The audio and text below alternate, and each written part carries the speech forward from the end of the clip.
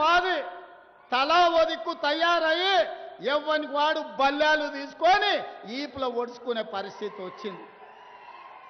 ఏం సంతోషమైన తండ్రికి 1,00,000 కోట్లు సంపాదించిండు, ఫామ్ హౌజులు ఇచ్చిండు, బంగళాలు ఇచ్చిండు, వ్యాపారం ఇచ్చిండు, టీవీలు ఇచ్చిండు, పేపర్లు ఇచ్చిండు, రాసుకోనికే పేపర్ ఇచ్చిండు, చూపించుకోనికే టీవీ ఇచ్చిండు. కానీ వాళ్ళకు ప్రశాంతత కానీ ఆనందం ఇవ్వగలిగిండా? దోపిడీ సొమ్ము ఇవాళ కుటుంబంలో చిచ్చు పెట్టింది. ఇవాళ వాళ్ళు కొట్లాడుకొని ఉరిమి మంగళ మీద పడ్డట్టు వాళ్ళు పొడుచుకునేది విడిచిపెట్టి మన పేర్లు తీసుకుంటారు. మేమేదో ఆన్లైన్ కాలు ఉన్నాం, మేమేదో ఈ లైన్ కాలు ఉన్నామని.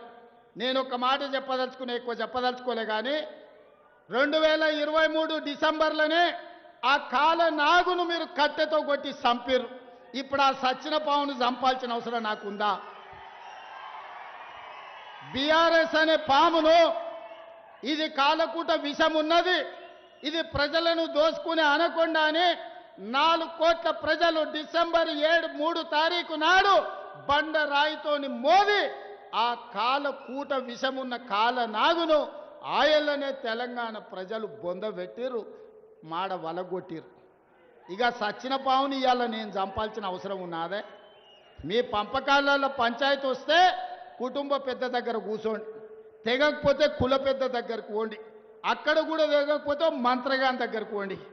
ఎందుకంటే ఏ పంచాయతీ తెగకపోతే లాగకండి మీ కుటుంబ పంచాయతీల